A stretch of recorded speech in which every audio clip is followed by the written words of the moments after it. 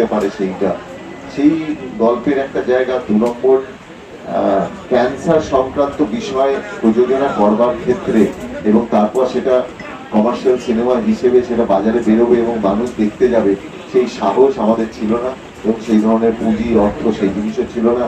আমার মনে হয় না যে অন্য কোনো প্রযোজকের ক্ষেত্রে আমরা যদি এটা নিয়ে এগিয়ে যেতাম তখন সেক্ষেত্রে তার সাড়া পাওয়াটাও আমাদের পক্ষে মুশকিল ছিল।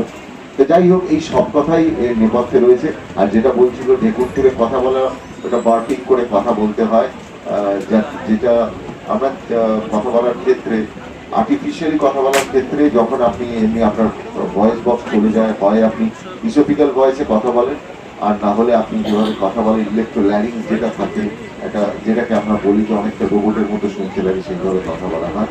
এই সব কথাই আমাদের সিনেমার ভেতরে রয়েছে বা এই গল্পের ভেতরে রয়েছে, বইয়ের ভেতরে রয়েছে।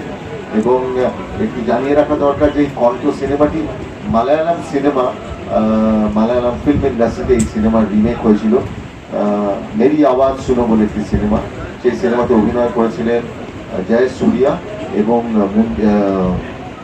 মঞ্জু বারিয়ার, এবং দুজনেই জাতীয় পুরস্কার পেয়েছেন তাদের অভিনয়। কাজেই এটাও একটা কণ্ঠর ক্ষেত্রে বা বাংলা সিনেমার ক্ষেত্রে একটা বড় জায়গা, যেখানে দক্ষিণ ভারতের একটি ভাষায় এই সিনেমাটি রিমেক করা হয়েছিল। সেই সিনেমাও আপনারা জিও স্টারে দেখতে পাবেন।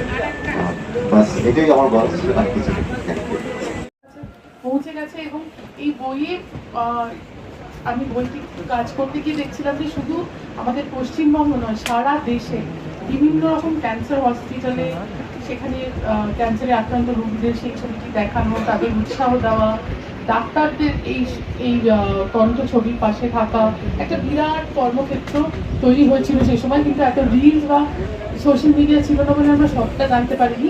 এই বই সেটা জানাবে। এবং অসংখ্য ধন্যবাদ দ্বীপ প্রকাশনকে যে তারা উদ্যোগ নিয়েছেন এই বই প্রকাশে। আমি প্রথমে শিবপ্রসাদকে বলবো এই বিষয়ে কিছু কথা বলার জন্য, কারণ তার যে চরিত্র, অর্জুন যে চরিত্র, সেই চরিত্র শুধু জাস্ট একটা অভিনয় করা বা সেই অভিনয়ে ওঠা পড়া আছে এবং তিনি তার অভিব্যক্তি দিয়ে সেটা প্রকাশ করেছেন তা নয়। এই যে ঢেকুর তুলে কথা বলা, তার তো ভয়েস বক্স আছে, তিনি ওই ভয়েস বক্স বাদ দিয়ে যে মানুষ, সেই মানুষের যে চরিত্র করেছেন, এটা কিন্তু জাস্ট ভাবা যায় না।